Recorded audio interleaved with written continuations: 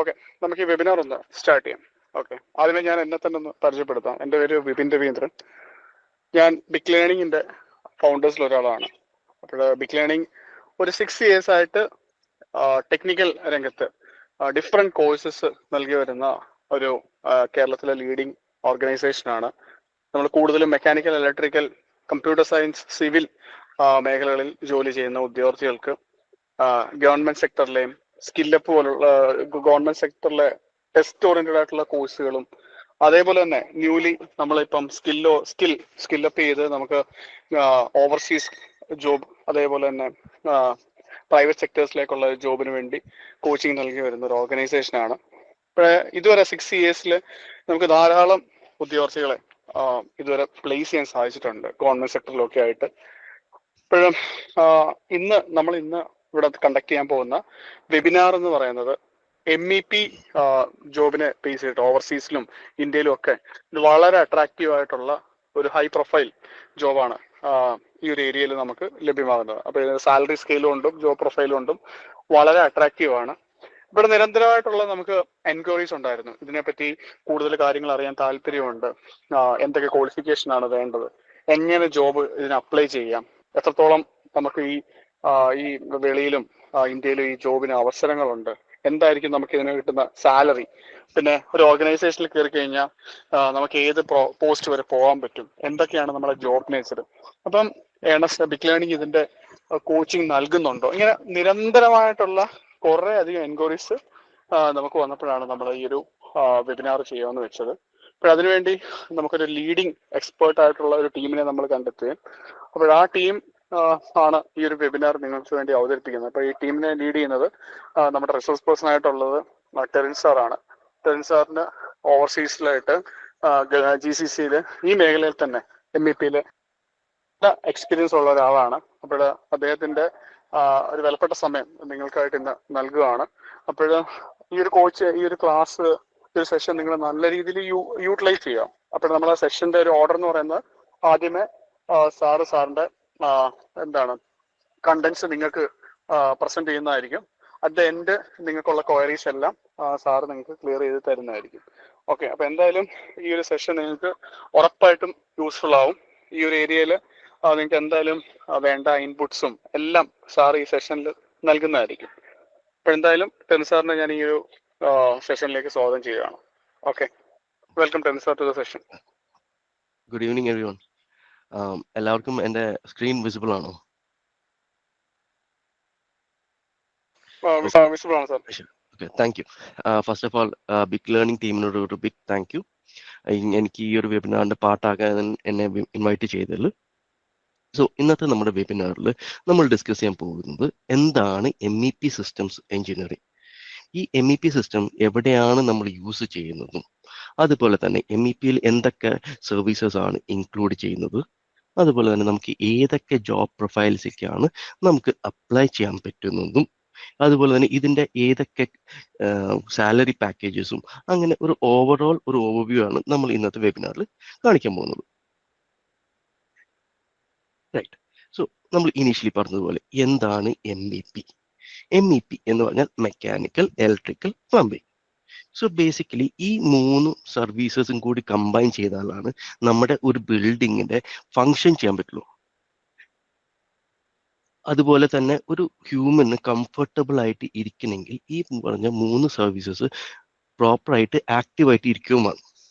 അപ്പൊ അവിടെയാണ് നമ്മളെ സംബന്ധിച്ചിടത്തോളം ഈ MEP സർവീസസിന് ഇമ്പോർട്ടൻസ് വരുന്നത്. നമ്മൾ MEPനെ നോർമലി പറയുന്നത് പറഞ്ഞാൽ നമ്മുടെ ബോഡിയിൽ നമുക്ക് ഹ്യൂമൻ സ്കെലട്ടൺ ഉണ്ട്, നെർവസ് സിസ്റ്റം ഉണ്ട്. അപ്പോൾ ഒരു ബിൽഡിങ്ങിനെ സംബന്ധിച്ചിടത്തോളം ഒരു ബിൽഡിങ്ങിന്റെ നെർവസ് സിസ്റ്റത്തിനെ പറയുന്നത് ആണ് MEP സർവീസസ്. അടുത്തത്, ഈ MEPയിൽ ഞാൻ നേരത്തെ പറഞ്ഞതുപോലെ 3 സർവീസസ് ആയിട്ടാണ് ഡിവൈഡ് ചെയ്തിരിക്കുന്നത്, മെക്കാനിക്കലായിട്ടും, ഇലക്ട്രിക്കലായിട്ടും, പ്ലംബിംഗ് ആയിട്ടും. സോ മെക്കാനിക്കൽ സർവീസസിൽ മെയിൻലി വരുന്നത് HVAC സർവീസസ് തന്നെയാണ് കവർ ചെയ്യുന്നത്. നമുക്ക് എല്ലാവർക്കും അറിയാം, നമ്മുടെ ഇന്നത്തെ ഗ്ലോബൽ വാർമിംഗ് വരുന്നത് ആയതുകൊണ്ട് നമ്മുടെ വളരെ ടെമ്പറേച്ചർ ഇൻക്രീസ്ഡ് ആവുന്നുണ്ട്. അപ്പോൾ ടെമ്പറേച്ചർ ഇൻക്രീസ്ഡ് ആയതുകൊണ്ട് നമുക്ക് ഹ്യൂമൻ കണ്ടീഷൻ അനുസരിച്ച് അത് കംഫർട്ടബിൾ ആവില്ല. അപ്പോൾ നമ്മുടെ ഈ ആസ്ട്രേ എന്ന് പറഞ്ഞൊരു ഓർഗനൈസേഷൻ ഉണ്ട്, American society of heating and ventilation എന്നൊരു ഡിപ്പാർട്ട്മെന്റ് ഒരു സ്റ്റാൻഡേർഡ് ഡിറൈവ് ചെയ്തിട്ട് ഒരു വാല്യൂ എത്തിയിട്ടുണ്ട്. അതായത് ഒരു ഹ്യൂമൻ കംഫർട്ടബിൾ ആയിട്ട് ഇരിക്കണമെങ്കിൽ ഒരു റൂമിനകത്ത് 2 മെയിൻ പാരാമീറ്റേഴ്സ്, അതായത് ടെമ്പറേച്ചറും ഹ്യൂമിഡിറ്റിയും 23 to 24 ഡിഗ്രി സെൽഷ്യസും അതുപോലെ തന്നെ 50% ഹ്യൂമിഡിറ്റിയും ഒരു റൂമിൽ മെയിൻറ്റെയിൻ ചെയ്താലാണ് നമുക്ക് ഒരു റൂമിൽ ഒരു ഹ്യൂമൻ കംഫർട്ടബിൾ ആയിട്ട് ഇരിക്കാൻ പറ്റുള്ളൂ. അപ്പൊ അങ്ങനെ കംഫർട്ടബിൾ ആയിട്ട് നമുക്ക് ഇരിക്കണമെങ്കിൽ നമുക്കൊരു എയർ കണ്ടീഷനിങ് എക്യുപ്മെന്റ്സ് നമ്മൾ വെക്കണം. അപ്പോൾ ഇപ്പോൾ നിങ്ങൾക്ക് സ്ക്രീനിൽ കാണാവുന്ന പോലെ നമ്മളൊരു വലിയൊരു ചില്ലർ പ്ലാന്റ് ആണ് നിങ്ങൾക്ക് കാണിച്ചു തന്നിരിക്കുന്നത്. അപ്പൊ ഈ ചില്ലർ പ്ലാന്റിനകത്ത് പല കോമ്പോണൻസ് വരുന്നുണ്ട്. അതിൽ മെയിൻ വന്ന കോമ്പോണൻസ് ആണ് ചില്ലറും കൂളിംഗ് ടവറും അതുപോലെ തന്നെ ചിൽ വാട്ടർ പമ്പ്സും AHU FCU ചിൽ വാട്ടർ പമ്പ്സ് ഒക്കെ. സോ ഇവിടെ ഇപ്പൊ നമ്മളൊരു എക്സാമ്പിൾ ആയിട്ട് നമുക്ക് എല്ലാവർക്കും അറിയാം, നമ്മൾ വലിയ വലിയ മോൾസിലും അതുപോലെ തന്നെ ഹോസ്പിറ്റൽസിലും ഒക്കെ വിസിറ്റ് ചെയ്യുന്ന സമയത്ത് അവിടെ എല്ലാം എയർ കണ്ടീഷൻ ആണ് റൂംസ് എല്ലാം. അതെങ്ങനെയാണ് എയർ കണ്ടീഷൻ ആയിട്ട് നമുക്ക് അച്ചീവ് ചെയ്യാൻ പറ്റുന്നത്? കാരണം ഇതുപോലത്തെ ഉള്ള എയർ കണ്ടീഷനിങ് എക്യുപ്മെന്റ്സ് യൂസ് ചെയ്താലാണ് നമുക്ക് ചെയ്യാൻ പറ്റുള്ളൂ. അപ്പോൾ ഇവിടെ നമ്മളിപ്പോൾ ഒരു എക്സാമ്പിൾ ആയിട്ട് നമ്മളോട് കാണിച്ചെന്ന് പറഞ്ഞാൽ ഒരു ഓഫീസ് ബിൽഡിങ്ങിനകത്ത് ഒരു സെൻട്രലൈസ്ഡ് ചില്ലർ പ്ലാന്റ് ആണ് വെച്ചിരിക്കുന്നത്. ഇവിടെ നമുക്ക് എല്ലാ റൂമിൻ്റെ അകത്തും ഒരു FCU ഉണ്ടാവും. കാരണം നിങ്ങൾക്കറിയാം, നമ്മുടെ ഇപ്പോൾ വീടുകളിൽ നമ്മൾ വെക്കുന്നത് സ്പ്ലിറ്റ് ACs ആണ്. സ്പ്ലിറ്റ് ACക്ക് ഒരു ഇൻഡോർ യൂണിറ്റ് ഉണ്ട്, ഒരു ഔട്ട്ഡോർ യൂണിറ്റ് ഉണ്ട്. അപ്പോൾ ഒരു വലിയ കമേഴ്ഷ്യൽ പ്രോജക്റ്റിൽ പോകുമ്പോൾ നമുക്ക് ഒരുപാട് സ്പ്ലിറ്റ് ACs വെക്കാൻ പറ്റില്ല. കാരണം എന്തുകൊണ്ടെന്ന് വെച്ച് കഴിഞ്ഞാൽ ഒരുപാട് ഔട്ട്ഡോർ യൂണിറ്റ്സ് വരും, അതുപോലെ തന്നെ ഇൻഡോർ യൂണിറ്റ്സ് എല്ലാം എക്സ്പോസ്ഡ് ആയിട്ട് കാണും. അപ്പൊ അതൊരു ആർക്കിടെക്ചർ പോയിന്റ് ഓഫ് വ്യൂലായിട്ടും ടെക്നിക്കൽ പോയിന്റ് ഓഫ് വ്യൂവിൽ നോക്കുമ്പോൾ അത് കറക്റ്റ് അല്ല. അപ്പോൾ കൂടുതൽ എനർജി എഫിഷ്യൻ്റ് ആയിട്ട് ബിൽഡിങ്സ് നമ്മൾ മെയിൻറ്റെയിൻ ചെയ്യണമെങ്കിൽ നമ്മളൊരു സെൻട്രലൈസ്ഡ് HVAC സിസ്റ്റമാണ് ചെയ്യുന്നത്. അപ്പോൾ അങ്ങനത്തെ ഒരു സെൻട്രലൈസ്ഡ് HVAC സിസ്റ്റമാണ് ഇപ്പോൾ നിങ്ങൾക്ക് നമ്മുടെ സ്ക്രീനിൽ കാണാവുന്നത്. അപ്പോൾ ഇവിടെ നമുക്കൊരു ചില്ലർ ഉണ്ട്, കൂളിംഗ് ടവർ ഉണ്ട്, ഞാൻ നേരത്തെ ഡിസ്കസ് ചെയ്ത പോലെ FCU ഉണ്ട്, AHU ഉണ്ട്. ഈ FCU ആണ് ഓരോ റൂംസിൻ്റെ അകത്തും നമ്മൾ ഇൻസ്റ്റാൾ ചെയ്യുക. അവിടെ റൂമിലുണ്ടാകുന്ന ഹോട്ട് എയർ നേരെ FCUലേക്ക് പോവുകയും ആ FCUവിൽ നിന്ന് വരുന്ന FCU കൂടെ റൺ ചെയ്യുന്ന കോൾഡ് വാട്ടർ, അതായത് ചിൽ വാട്ടർ പൈപ്പ് കൂടെ റൺ ചെയ്യുന്നത് ഈ വാം എയറിനെ, അതായത് ഹോട്ട് എയറിനെ കൺവേർട്ട് ചെയ്തിട്ട് അത് കോൾഡ് എയർ ആക്കിയിട്ട് വീണ്ടും റൂമിലേക്ക് ട്രാൻസ്ഫർ ചെയ്യുകയാണ് ചെയ്യുന്നത്. ഇനി നമുക്ക് അറിയാം, നമുക്ക് റൂമിനകത്ത് ഇരിക്കുന്ന എയറിനെ അപ്പൊ ഞാൻ നേരത്തെ പറഞ്ഞതുപോലെ ഒരു FCU, ഈ ചിൽ വാട്ടർ ആണ് നമ്മുടെ എയറിനെ തണുപ്പിക്കുന്നത്. അതേ സമയത്ത് ഒരു റൂമിനകത്ത് എയറിന് തണുപ്പിക്കാൻ മാത്രമല്ല നമുക്ക് ചെയ്യേണ്ടത്, നമുക്ക് ഫ്രഷ് എയർ കണ്ടിന്യൂസ് സപ്ലൈ ചെയ്തുകൊണ്ടിരിക്കണം. എന്നാലാണ് അവിടെ ഹ്യൂമന് കംഫർട്ടബിൾ ആയിട്ട് നിൽക്കാൻ പറ്റുക. ഇല്ലെങ്കിൽ ജസ്റ്റ് കോൾഡ് എയർ മാത്രമേ ഉണ്ടാവുള്ളൂ. അപ്പൊ അതിനു വേണ്ടി യൂസ് ചെയ്യുന്ന ഒരു എക്യുപ്മെന്റ് ആണ് AHU, അതായത് എയർ ഹാൻഡ്ലിംഗ് യൂണിറ്റ്. ഇനി ഈ ചില്ലറും കൂളിംഗ് ടവറിന്റെ ഫംഗ്ഷൻ എന്താണെന്ന് വെച്ച് കഴിഞ്ഞാൽ നമ്മുടെ അതായത് ചിൽ വാട്ടർ നേരെ സപ്ലൈ ചെയ്യുന്നത് FCUന്ന് അല്ലെങ്കിൽ AHUലേക്ക് സപ്ലൈ ചെയ്യുന്നത് നേരെ ചില്ലറിനായിരിക്കും. ആ ചില്ലറിന് നിങ്ങൾക്ക് ഇപ്പൊ നമ്മുടെ ഡയഗ്രാം കാണാവുന്ന പോലെ നിങ്ങൾക്ക് ഇതാണ് നമ്മുടെ ചില്ലർ, ഇതിന് ഇവാപ്പറേറ്റർ എന്ന് പറയും. ഈ ചില്ലറിന് 2 പോർഷൻസ് ഉണ്ട്, ഒന്ന് ഇവാപ്പറേറ്റർ, ഒന്ന് കണ്ടൻസർ. അപ്പൊ ഇവാപ്പറേറ്ററിന്റെ പോർഷൻ നേരെ ചിൽ വാട്ടർ പമ്പിലേക്കാണ് കണക്ട് ചെയ്തിരിക്കുന്നത്. അപ്പൊ നിങ്ങൾക്ക് ഇവിടെ കാണാം, ഇവിടെ ഇതാണ് നമ്മുടെ സെക്കൻഡറി പമ്പ്, ഇതിന് പറയുന്നതാണ് പ്രൈമറി പമ്പ്. അപ്പൊ ചില്ലറിൽ നിന്ന് വരുന്ന, അതായത് കൂളിംഗ് ടവറിൽ നിന്ന് വരുന്ന വെള്ളം നമ്മുടെ ചിൽ വാട്ടറിൽ കൂടെ ഈ പമ്പ് ഉപയോഗിച്ചിട്ട് നേരെ ചില്ലറിലേക്ക് പോവുകയും ചില്ലറിൽ നിന്ന് നേരെ ചെന്നിട്ട് നേരെ ഓരോ AHUലേക്കും FCUലേക്കും സപ്ലൈ ചെയ്യും. അവിടെ നിന്ന് റിട്ടേൺ വരുന്ന വെള്ളത്തെ വീണ്ടും നമ്മൾ എടുത്തിട്ട് ഈ പമ്പ് ഉപയോഗിച്ചിട്ട് നേരെ ചില്ലറിന്റെ കണ്ടൻസറിൽ പോവുകയും അവിടെ നിന്ന് തിരിച്ച് ഈ കൂളിംഗ് ടവറിലേക്ക് പോവുകയാണ് ചെയ്യുക. സോ ഈ പ്രോസസ്സ് കേൾക്കുമ്പോൾ കുറച്ച് കോംപ്ലിക്കേറ്റഡ് ആണെങ്കിലും നമ്മുടെ ബേസിക് പ്രിൻസിപ്പിൾസ് ഓഫ് ഫിസിക്സും ആണ് നമ്മൾ ഉപയോഗിക്കുന്നത് ഇവിടെ. അതായത് നമ്മൾ ഒരു റൂമിനകത്തുള്ള ടെമ്പറേച്ചറിനെ കുറയ്ക്കാൻ വേണ്ടി നമ്മൾ എന്ത് യൂസ് ചെയ്യുന്നു? നമ്മൾ സാധാരണ സ്പ്ലിറ്റ് ACയിലൊക്കെ നമ്മൾ റിഫ്രിജറൻ്റ് ആണ് യൂസ് ചെയ്യുന്നത്. പക്ഷെ ഇവിടെ നമ്മുടെ ACയിൽ അകത്ത് യൂസ് ചെയ്യുന്നത് എന്താണ്? ചിൽ വാട്ടർ ആണ് റിഫ്രിജറൻ്റ് ആയിട്ട്. അതാണ് മേജർ ഡിഫറൻസ് വരുന്നത്. ഇനി അടുത്ത സർവീസസിലേക്ക് മൂവ് ഓൺ ചെയ്യുകയാണെങ്കിൽ ഇലക്ട്രിക്കൽ സർവീസസ് മൂവ് ഓൺ ചെയ്യാം. അപ്പൊ ഇവിടെ നമുക്ക് എല്ലാവർക്കും അറിയാം, നമുക്കൊരു അതോറിറ്റി ഉണ്ടാവും. അതായത് ഇപ്പൊ നമ്മുടെ നാട്ടിലാണെങ്കിൽ KSAB, അതല്ലെങ്കിൽ മിഡിൽ ഈസ്റ്റിലാണെങ്കിൽ ഏതെങ്കിലും ഒരു ഇലക്ട്രിസിറ്റി അതോറിറ്റി ഉണ്ടാവും. ഈ അതോറിറ്റിയിൽ നിന്നാണ് നമുക്ക് ഒരു ബിൽഡിങ്ങിലേക്ക് പവർ സപ്ലൈ ചെയ്യുന്നത്. അപ്പോൾ ഒരു ബിൽഡിങ്ങിൽ നമുക്ക് എല്ലാവർക്കും അറിയാം, നമ്മുടെ റൂമിലേക്ക് കയറി കഴിഞ്ഞാൽ പല കോമ്പോണൻസ് നമുക്ക് ഒരു റൂമിനകത്ത് കാണാൻ പറ്റും. അതായത് സ്വിച്ചസ് കാണാൻ പറ്റും, സോക്കറ്റ്സ് കാണാൻ പറ്റും, ടെലിഫോൺ ഡാറ്റ ഔട്ട്ലെറ്റ്സ് കാണാൻ പറ്റും, തെർമോസ്റ്റാറ്റ് കാണാൻ പറ്റും, ഇങ്ങനെയുള്ള എല്ലാ സിസ്റ്റംസിനും. പക്ഷെ ഇതിലേക്കുള്ള പവർ സോഴ്സ് എവിടെ നിന്ന് വരാ? അതിനാണ് നമ്മൾ DB വെക്കും. അപ്പോൾ ഞാൻ നേരത്തെ പറഞ്ഞ പോലെ നമുക്ക് ഒരു അതോറിറ്റി ഉണ്ടാവും വേറെ നമുക്കൊരു ബിൽഡിങ്ങിലേക്ക് പവർ സപ്ലൈ ചെയ്യുന്നത്. അപ്പൊ ഈ പവർ സപ്ലൈ ചെയ്യുന്ന സമയത്ത് അത് വരുന്നത് it will be higher than the current required voltage. അപ്പൊ നമ്മുടെ വീട്ടിലേക്ക് ആവശ്യമുള്ള വോൾട്ടേജ് എത്രയാണ്? 220 വോൾട്ടേജ് ഉള്ള പവറാണ് നമ്മൾ യൂസ് ചെയ്യുന്നത്. പക്ഷെ ഒരു നമ്മുടെ പവർ പ്ലാന്റിൽ ജനറേറ്റ് ചെയ്യുന്ന പവർ എത്രയായിരിക്കും? അത് 415 അല്ലെങ്കിൽ അതിന് ഹയർ വേർഷനുള്ള വോൾട്ടേജ് നമ്മൾ ജനറേറ്റ് ചെയ്യാം. കാരണം ഇത്രയും ദൂരം ട്രാവൽ ചെയ്ത് നമുക്ക് റിക്വയർഡ് ആയ വോൾട്ടേജ് എത്തണമെങ്കിൽ അത്രയും ഹൈ വോൾട്ടേജിൽ പ്രൊഡ്യൂസ് ചെയ്താലാണ് നമുക്ക് എൻഡിൽ നമുക്ക് ഇത്രയും വോൾട്ടേജിൽ എത്തുള്ളൂ. അപ്പോൾ അതിന് വേണ്ടിയിട്ട് നമ്മൾ എന്ത് ചെയ്യുന്നത് വെച്ച് കഴിഞ്ഞാൽ നമ്മൾ ഇടയിൽ ട്രാൻസ്ഫോമേഴ്സ് വെക്കും.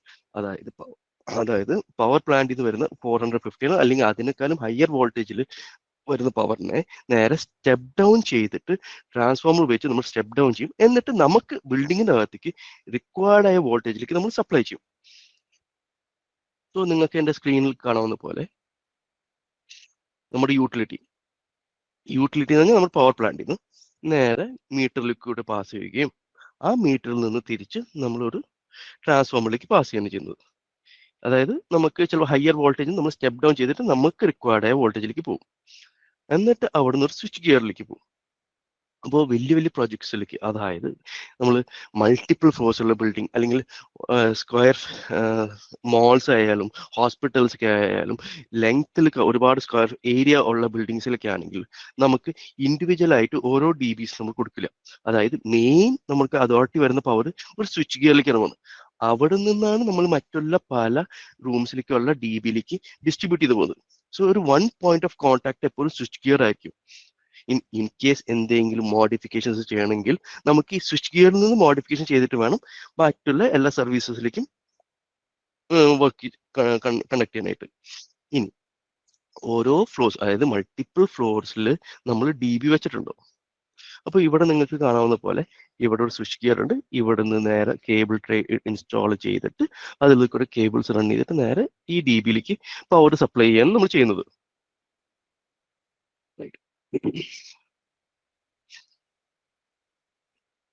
അടുത്തത് പ്ലംബിങ്ങിനെ കുറിച്ചാണ് നമ്മളിപ്പോൾ ഡിസ്കസ് ചെയ്യാൻ പോകുന്നത്. പ്ലംബിങ് എന്താണ്? നമുക്ക് എല്ലാവർക്കും ഒരു വീടിനകത്ത് പോയി കഴിഞ്ഞാൽ നമുക്കൊരു വാഷ്റൂം ഉണ്ടാവും, ഒരു കിച്ചൺ ഉണ്ടാവും, വേറെ നമ്മുടെ വാട്ടർ സോഴ്സ് എല്ലാം യൂസ് ചെയ്യുന്നത്.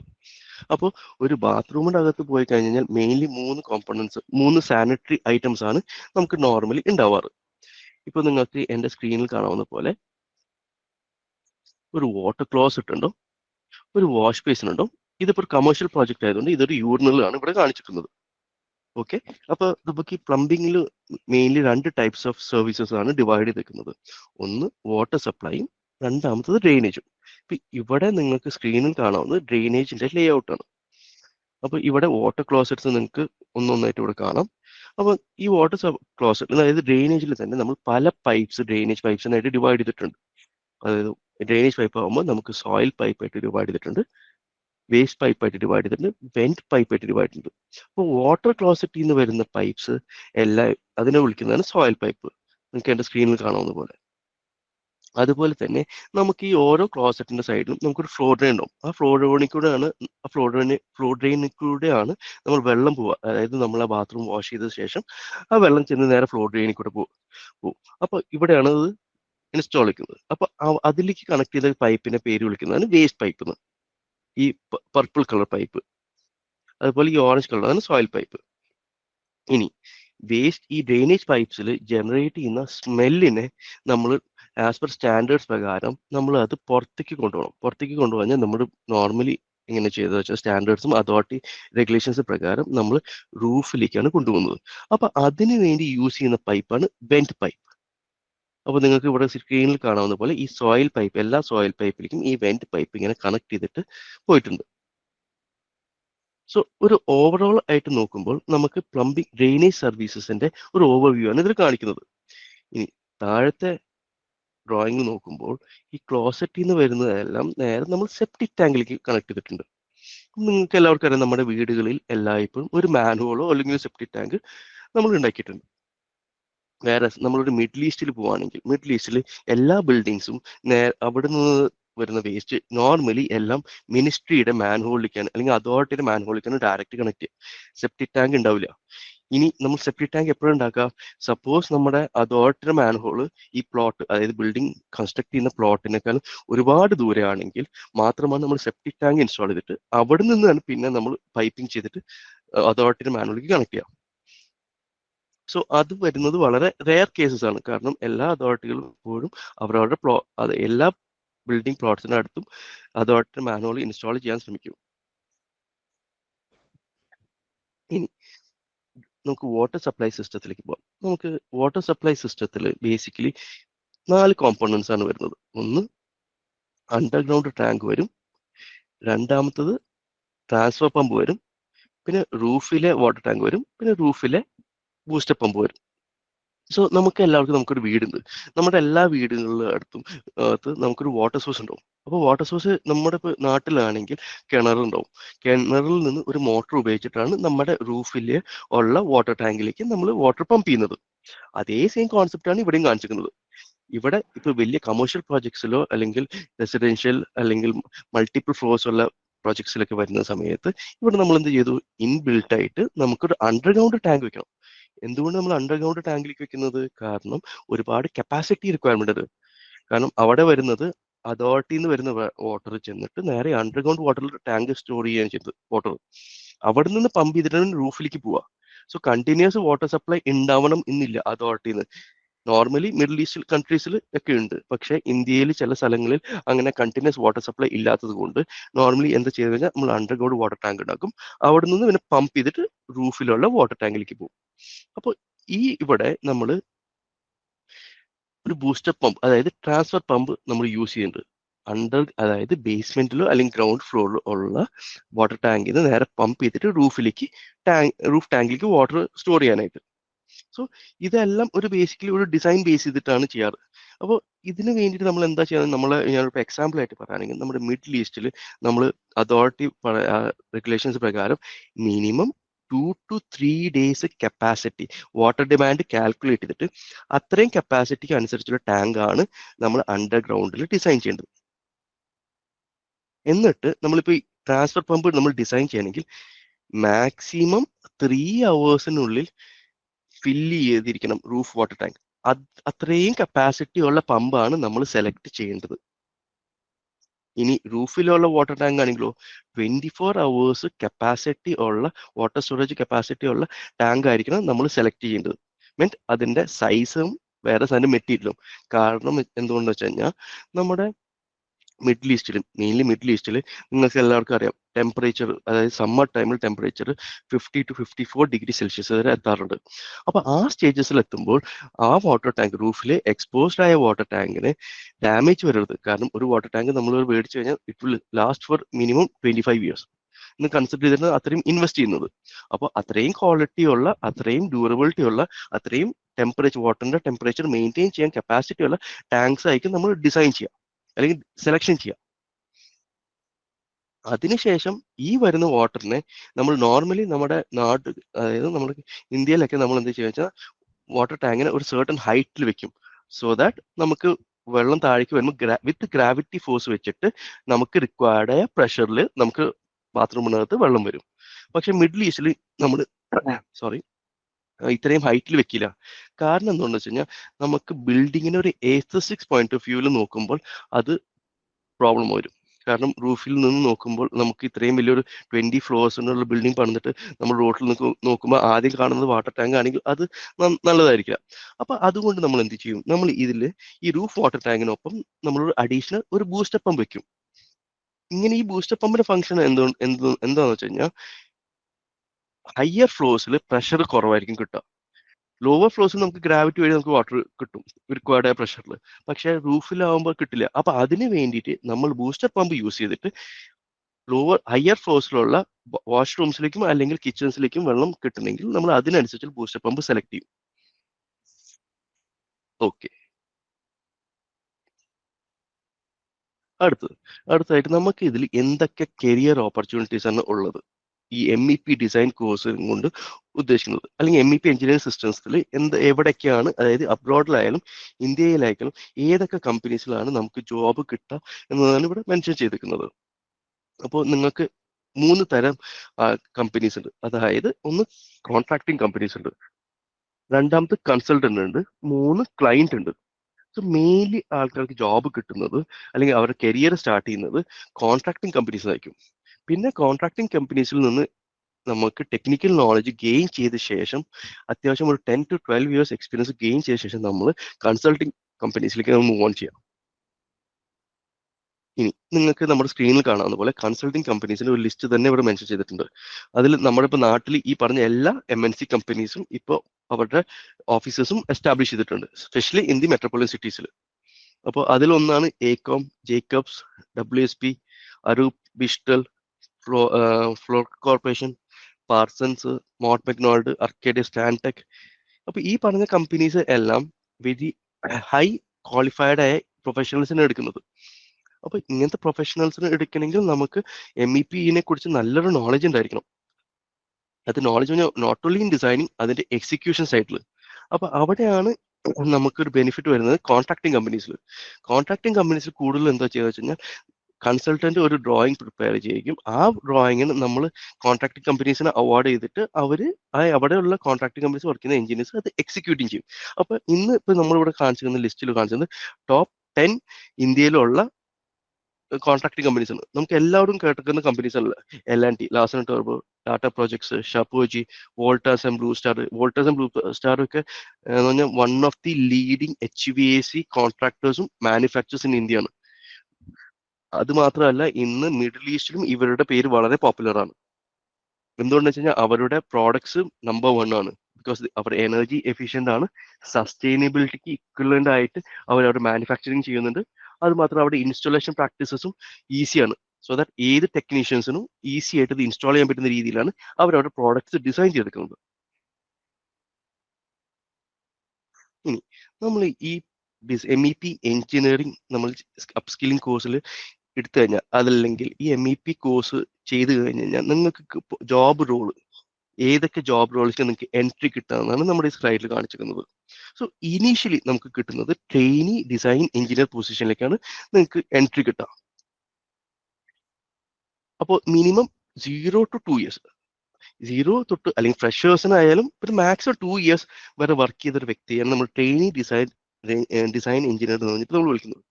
ഇതിൽ ഇന്ത്യയിൽ മാത്രം ഇന്നത്തെ കറന്റ് മാർക്കറ്റ് പ്രൈസ് വെച്ചിട്ട്, മാർക്കറ്റ് സാലറി വെച്ചിട്ട് 1 to 2 lakhs പെർ ആനം കിട്ടുന്നുണ്ട്. വേറെ അതേ സെയിം ജോബ് റോളിന് അബ്രോഡ് പോയി കഴിഞ്ഞാൽ 3 to 4 lakhs പെർ ആനം കിട്ടുന്നുണ്ട്. അപ്പൊ ഇന്ന് സ്പെഷ്യലി ഇൻ UAE ഒരുപാട് ഓപ്പർച്യൂണിറ്റീസ് സ്പെഷ്യലി ഫോർ ഫ്രഷേഴ്സിനെ ചോദിക്കുന്നുണ്ട്. കാരണം ഒരുപാട് ബിൽഡിംഗ് പ്രോജക്ട്സ് റൺ ചെയ്യുന്നുണ്ട്, പക്ഷെ റിക്വയർഡ് ആയ സ്കിൽഡ് ആയ പ്രൊഫഷണൽസ് കിട്ടുന്നില്ല. അപ്പൊ അവിടെയാണ് കുറച്ചെങ്കിലും നോളജ് ഉള്ള ആൾക്കാർ, അതായത് ബേസിക് MEP നോളജ് ഉണ്ടെങ്കിൽ ഓഫ് ഡിസൈനിങ്ങും പിന്നെ കുറച്ച് എക്സിക്യൂഷൻ ഉണ്ടെങ്കിൽ അവർക്ക് ഈ ട്രെയിനി ഡിസൈൻ എഞ്ചിനീയർ റോളിലേക്ക് കടക്കാൻ പറ്റും. ഇനി വൺസ് നമ്മൾ ട്രെയിനി ഡിസൈൻ എഞ്ചിനീയർ റോൾ കഴിഞ്ഞ ശേഷം, ദാറ്റ് ഇസ് 2 ഇയർ ത്രഷോൾഡ് കഴിഞ്ഞ ശേഷം പിന്നെ നമുക്ക് നോക്കാൻ പറ്റുന്നതാണ് ജൂനിയർ ഡിസൈൻ എഞ്ചിനീയർ. ഈ ജൂനിയർ ഡിസൈൻ എഞ്ചിനീയറിൽ ഇന്ത്യയിൽ മാത്രം തന്നെ 4 to 7 lakhs പെർ ആനം കിട്ടുന്നുണ്ട്. അബ്രോഡ് പോയി കഴിഞ്ഞാൽ 9 to 12 lakhs. ഇനി ജൂനിയർ റോളിൽ നിന്ന് നേരെ സീനിയർ ഡിസൈൻ എഞ്ചിനീയർ ആകുമ്പോൾ അവരുടെ സാലറി എത്തുന്നത് 10 to 12 lakhs, അബ്രോഡ് ആണെങ്കിൽ 15 to 12 lakhs. പക്ഷേ ഒരു സീനിയർ ഡിസൈൻ എഞ്ചിനീയർ കഴിഞ്ഞാൽ നിങ്ങൾ 5 to 10 ഇയേഴ്സ് എക്സ്പീരിയൻസ് ആയ കാൻഡിഡേറ്റ് ആണ്. നിങ്ങൾക്ക് എല്ലാ സിസ്റ്റത്തെക്കുറിച്ചും നല്ല ബ്രോഡ് ആയ ഒരു നോളജ് ഉണ്ടാവും. അത് എങ്ങനെ ഡിസൈൻ ചെയ്യണം, അത് എങ്ങനെ എക്സിക്യൂഷൻ ചെയ്യണം, എങ്ങനെ അത് മെയിൻ്റനൻസ് ചെയ്യണം, അങ്ങനെ പല ഏരിയാസിലും നിങ്ങൾക്ക് നോളജ് ഉണ്ടാവും. ഇനി ഡിസൈൻ മാനേജർ എന്നൊരു റോളിലേക്ക്, അതായത് സീനിയർ ഡിസൈൻ എഞ്ചിനീയറിൽ നിന്ന് നേരെ ഡിസൈൻ മാനേജർ എത്തുമ്പോൾ നിങ്ങൾ ഒരു സെറ്റ് ഓഫ് ടീമിനെ, ഒരു ചെറിയൊരു ടീമിനെ നിങ്ങൾ മാനേജ് ചെയ്യുന്നുണ്ടാവും ഡിസൈൻ മാനേജർ റോളിൽ. അവിടെ നിങ്ങൾക്ക് ഇന്ത്യയിൽ മാത്രം 15 to 20 lakhs, abroad 22 to 25 lakhs കിട്ടുന്നുണ്ട്. ഇനി ആഫ്റ്റർ 15 ഇയേഴ്സ് കഴിയുമ്പോൾ ഇപ്പോൾ മിഡിൽ ഈസ്റ്റിൽ ഹെഡ് ഓഫ് ഡിസൈൻ ടീമായിട്ട് ഒരുപാട് പേര് അപ്പോയിന്റ് ചെയ്യുന്നുണ്ട്. കാരണം ഞാൻ നേരത്തെ പറഞ്ഞതുപോലെ ഒരുപാട് പേർക്ക് ടെക്നിക്കൽ നോളജ് മാത്രം പോരാ.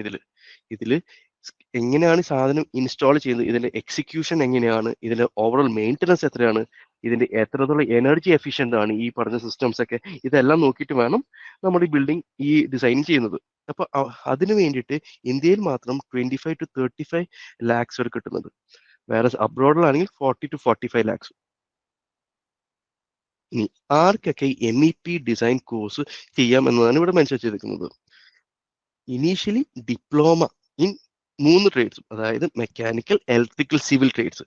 ഈ 3 പറഞ്ഞ ട്രേഡ്സിലുള്ളവർക്ക് MEP ഡിസൈൻ കോഡ് പഠിച്ചു കഴിഞ്ഞ് കഴിഞ്ഞാൽ നിങ്ങൾക്ക് ആദ്യത്തെ എൻട്രി പൊസിഷൻ കിട്ടുന്നത് MEP ഡ്രാഫ്റ്റ്സ്മാനോ അല്ലെങ്കിൽ CAD ടെക്നീഷ്യൻ പൊസിഷൻ ആയിരിക്കും. വേറെ മാക്സിമം നിങ്ങൾക്ക് ആ ഒരു ക്വാളിഫിക്കേഷൻ വെച്ചിട്ട് നിങ്ങൾക്ക് എത്തിപ്പെടാൻ പറ്റുന്നത് സീനിയർ MEP കോർഡിനേറ്ററോ അല്ലെങ്കിൽ സൈറ്റ് സൂപ്പർവൈസർ പൊസിഷൻ ആയിട്ടായിരിക്കും. അടുത്തത് BTech ഉള്ള mechanical, electrical, civil engineering students ആണെങ്കിൽ നിങ്ങൾക്ക് ജൂനിയർ MEP എഞ്ചിനീയർ ആയിട്ട് നിങ്ങൾ ഇനീഷ്യലി എൻട്രി എത്താം, അല്ലെങ്കിൽ ഡിസൈൻ എഞ്ചിനീയർ ആയിട്ട്.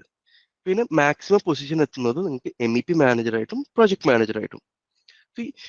എന്തുകൊണ്ട് നിങ്ങൾ BTech ചെയ്തിട്ട് നിങ്ങൾക്ക് ഈ കോഴ്സ് ചെയ്യാൻ നമ്മൾ പ്രൊമോട്ട് ചെയ്യുന്നത് വെച്ച് കഴിഞ്ഞാൽ, നമ്മൾ ഡിപ്ലോമ പഠിച്ച കുട്ടികൾക്ക് പെട്ടെന്ന് ഒരു ജമ്പ് കിട്ടണമെങ്കിൽ നിങ്ങൾ ഡിപ്ലോമ കഴിഞ്ഞ ശേഷം ഈ അപ്സ്കില്ലിംഗ് ചെയ്തിട്ട് പിന്നെ എക്സ്പീരിയൻസ് നേടി പിന്നെ നിങ്ങൾക്ക് BTech ചെയ്ത് കഴിഞ്ഞാൽ നിങ്ങൾക്ക് വലിയൊരു ഇമ്പാക്ട് ഉണ്ടാവാൻ പറ്റും. എവിടെ? MTech പഠിച്ച സ്റ്റുഡൻസിലേക്ക് നിങ്ങൾക്ക് നിങ്ങളുടെ ആ ജോബ് റോളിലേക്ക് എത്താൻ പറ്റും. പക്ഷെ അതിനുവേണ്ടി നിങ്ങൾക്ക് ഡിപ്ലോമയും വേണം, BTech വേണം. ഇനി MTech പഠിച്ച സ്റ്റുഡൻസ് ആണെങ്കിൽ നിങ്ങൾക്ക് ഡയറക്റ്റ്ലി കയറുന്നത് MEP എഞ്ചിനീയറും സീനിയർ ഡിസൈൻ എഞ്ചിനീയർ പൊസിഷനുമാണ്. ഇനി അവരുടെ മാക്സിമം പൊസിഷൻസിലേക്ക് അവർക്ക് എത്തിപ്പെട്ടാൻ പറ്റുന്നത് MTech പിള്ളേർക്ക് MEP ഡയറക്ടർ അല്ലെങ്കിൽ ചീഫ് എഞ്ചിനീയർ എന്ന പൊസിഷനിലേക്ക് എത്താൻ പറ്റും. പക്ഷെ അവിടെ എത്തുമ്പോൾ നമുക്ക് ഓൾമോസ്റ്റ് ഒരു 12 to 15 years എക്സ്പീരിയൻസ് എത്തുമ്പോഴാണ് ഈ ഒരു ജോബ് റോളിലേക്ക് നമ്മൾ എത്തുന്നത്. ഇനി MBA വിത്ത് എഞ്ചിനീയറിംഗ് ബാക്ക്ഗ്രൗണ്ട് ഉള്ള സ്റ്റുഡൻസ് ആണെങ്കിൽ നിങ്ങൾക്ക് ഡയറക്റ്റ് എൻട്രി കിട്ടുന്നത് തന്നെ പ്രോജക്ട് എഞ്ചിനീയറായിട്ടോ അല്ലെങ്കിൽ അസിസ്റ്റന്റ് മാനേജർ പോസ്റ്റ് ആയിട്ടായിരിക്കും. അപ്പൊ അവിടെ നിങ്ങൾക്ക് ഏറ്റവും ബെനിഫിറ്റ് കിട്ടുന്നത് പറഞ്ഞാൽ ഈ ഒരു പൊസിഷനിൽ നിൽക്കുമ്പോൾ നിങ്ങൾക്ക് മാനേജ്മെന്റ് സ്കിൽസ് നിങ്ങൾക്ക് അപ്ലൈ ചെയ്യാൻ പറ്റും. നിങ്ങൾ MBA പഠിച്ച മാനേജ്മെന്റ് സ്കിൽസ് മാത്രം, മാനേജ്മെന്റും പ്ലസ് ടെക്നിക്കൽ സ്കിൽസും ഇവിടെ നിങ്ങൾക്ക് അപ്ലൈ ചെയ്യാൻ പറ്റും. സോറി. ഇനി നമുക്ക് MEPയിൽ 2 തരം നേച്ചേഴ്സ് ഓഫ് ജോബ്സ് എന്നുള്ളത്. ഒന്ന് സൈറ്റ് ബേസ് ചെയ്തിട്ടും പിന്നെ ഒന്ന് ഓഫീസ് ബേസ് ചെയ്തിട്ടും. അപ്പൊ സൈറ്റ് ബേസ് ചെയ്തിട്ടാണെങ്കിൽ ഞാൻ നേരത്തെ പറഞ്ഞതുപോലെ നിങ്ങൾ ഈ പറഞ്ഞ ഡിപ്ലോമ പഠിച്ച ആൾക്കാരാണെങ്കിലും BTech പഠിച്ചാണെങ്കിലും MTech പഠിച്ചാണെങ്കിലും MBA വിത്ത് BTech ബാക്ക്ഗ്രൗണ്ട് ഉള്ള ആൾക്കാരാണെങ്കിൽ ഈ പൊസിഷനിലേക്ക് നിങ്ങൾക്ക് അപ്ലൈ ചെയ്യാൻ പറ്റും. അപ്പോൾ സൈറ്റ് റിലേറ്റഡ് ആണെങ്കിൽ നിങ്ങൾക്ക് അപ്ലൈ ചെയ്യാൻ പറ്റുന്ന പൊസിഷൻസ് ആണ്. ഒന്ന് MEP സൈറ്റ് എഞ്ചിനീയർ ആയിട്ട് വർക്ക് ചെയ്യാൻ പറ്റും, MEP കോർഡിനേറ്റർ ആയിട്ട് വർക്ക് ചെയ്യാൻ പറ്റും, അതുപോലെ സൈറ്റ് സൂപ്പർവൈസേഴ്സ് ആയിട്ട് വർക്ക് ചെയ്യാൻ പറ്റും, കമ്മീഷനിങ് എഞ്ചിനീയർ. അത് വളരെ ഇമ്പോർട്ടന്റ് ആയ ഒരു കരിയർ റോളാണ്. കാരണം പല സർവീസസിനും കമ്മീഷൻ ചെയ്യാൻ പറഞ്ഞു കഴിഞ്ഞാൽ അത്രയും ടെക്നിക്കൽ നോളജ് ഉണ്ടാവണം.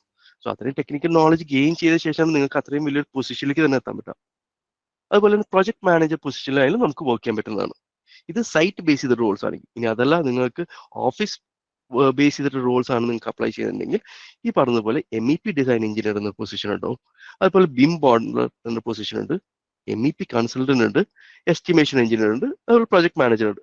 ഇപ്പൊ പുതിയതായിട്ട് നമുക്ക് മാർക്കറ്റിൽ വരുന്നതാണ് എനർജി അനാലിസ്റ്റ്. എനർജി അനാലിസ്റ്റ് എന്താണെന്ന് വെച്ച് കഴിഞ്ഞാൽ ഇവരുടെ ഫംഗ്ഷൻ അല്ലെങ്കിൽ ഇവരുടെ ജോബ് റോൾ എന്താണെന്ന് വെച്ച് കഴിഞ്ഞാൽ ഓരോ ബിൽഡിങ്സും, അതായത് എക്സിസ്റ്റിംഗ് ഉള്ള സ്ട്രക്ചേഴ്സ് ചെന്നിട്ട് ബിൽഡിങ്സ് ചെന്നിട്ട് വിസിറ്റ് ചെയ്തിട്ട് അവിടെ ക്ലയന്റിന് എങ്ങനെ എനർജി എഫിഷ്യന്റ് ആക്കാം. അതായത് എക്സാമ്പിൾ, ഒരു ബിൽഡിങ്ങിനകത്ത് ഇപ്പൊ എക്സാമ്പിൾ ഒരു 20 kilowatt പവർ ആണ് അവർ യൂസ് ചെയ്യുന്നത്. പക്ഷെ അത് എന്തുകൊണ്ട് അവർ യൂസ് ചെയ്യുന്നത്? ചിലപ്പോൾ എനർജി എഫിഷ്യന്റ് അല്ലാത്ത കുറെ എക്യുപ്മെന്റ്സ് യൂസ് ചെയ്യുന്നുണ്ടായിരിക്കും. അപ്പൊ ഈ എനർജി അനാലിസിസിന്റെ ഫംഗ്ഷൻ ആണ് ഈ പറഞ്ഞ എക്യുപ്മെന്റ്സ് എല്ലാം ഐഡന്റിഫൈ ചെയ്തിട്ട് അതൊക്കെ റീപ്ലേസ് ചെയ്യാൻ ഏതൊക്കെ ഐറ്റംസ് പ്രപ്പോസ് ചെയ്യാമെന്നും അതുവഴി നമുക്ക് എത്ര പ്രോഫിറ്റ് ഉണ്ടാക്കാൻ പറ്റും ക്ലയന്റിന് എന്ന് കാണിക്കുന്നതാണ് ഈ എനർജി അനാലിസിസിന്റെ ഫംഗ്ഷൻ. സോ ഈ ജോബ് റോൾ ഇപ്പൊ വളരെ എന്താ പറയാ ഇന്നത്തെ മാർക്കറ്റിൽ വളരെ ബൂമിംഗ് ആയിട്ട് മൂവ് ഓൺ ചെയ്യുന്ന ഒരു ഏരിയ ആണ്. അപ്പൊ അവിടെ സംബന്ധിച്ചുള്ള ആ ഒരു ജോബ് റോളിൽ നിങ്ങൾക്ക് എനർജി മോഡലിംഗും സസ്റ്റൈനബിലിറ്റി അനാലിസിസും നിങ്ങൾക്ക് ചെയ്യേണ്ടി വരും. അപ്പൊ ഈ എനർജി മോഡലിംഗ് സസ്റ്റൈനബിലിറ്റി അനാലിസിസ് ചെയ്യണമെങ്കിൽ നിങ്ങൾക്ക് എന്താണ് MEP ഡിസൈൻ എന്ന് അറിഞ്ഞാലാണ് നിങ്ങൾക്ക് ഇതിനെക്കുറിച്ച് കൂടുതൽ ഫർദർ നിങ്ങൾക്ക് ചെയ്യാൻ പറ്റുള്ളൂ. ഇനി എന്തുകൊണ്ട് ഈ കരിയർ ഇപ്പൊ ചൂസ് ചെയ്യണം? സോ അതിന് ബേസിക്കലി നമുക്ക് 4 കാര്യങ്ങളാണ് ഇവിടെ മെൻഷൻ ചെയ്തിരിക്കുന്നത്. ഒന്ന് കറന്റ് ഇൻഫ്രാസ്ട്രക്ചർ ബൂം, രണ്ടാമത്തെ ഗ്രീൻ ബിൽഡിംഗ് റെവല്യൂഷൻ, മൂന്നാമത്തെ IoT അതായത് internet of things and smart building technology, നാലാമത്തെ ഗ്ലോബൽ ഓപ്പർച്യൂണിറ്റീസ്. സോ ഈ MEP പഠിച്ചു കഴിഞ്ഞാൽ തന്നെ നിങ്ങൾക്ക് ഒരു കാര്യം മനസ്സിലാക്കണം, നമുക്കത് ഇന്ത്യയിൽ മാത്രമല്ല നമുക്ക് ഗ്ലോബലി എല്ലാ കൺട്രീസിലും നമുക്ക് ഇത് അപ്ലിക്കബിൾ ആണ്. കാരണം സിസ്റ്റം ഒന്നാണ്, ഒള്ളി കുറച്ച് ഡിഫറൻസസ് വരും, അതാത് കൺട്രിയിലെ റെഗുലേഷൻസ് അനുസരിച്ച് കുറച്ച് മാറ്റങ്ങൾ വരും. പക്ഷെ ഓവറോൾ എല്ലാ ബിൽഡിങ്ങിലും പോയി കഴിഞ്ഞാലും തന്നെ നിങ്ങൾക്ക് അറിയാം MEP സിസ്റ്റംസ് ഉണ്ടാവും, ഇലക്ട്രിക്കൽ സിസ്റ്റംസ് ഉണ്ടാവും, പ്ലംബിംഗ് സിസ്റ്റംസ് ഉണ്ടാവും, മെക്കാനിക്കൽ അതായത് HVAC സിസ്റ്റംസ് ഒക്കെ എല്ലാം ഉണ്ടാവും.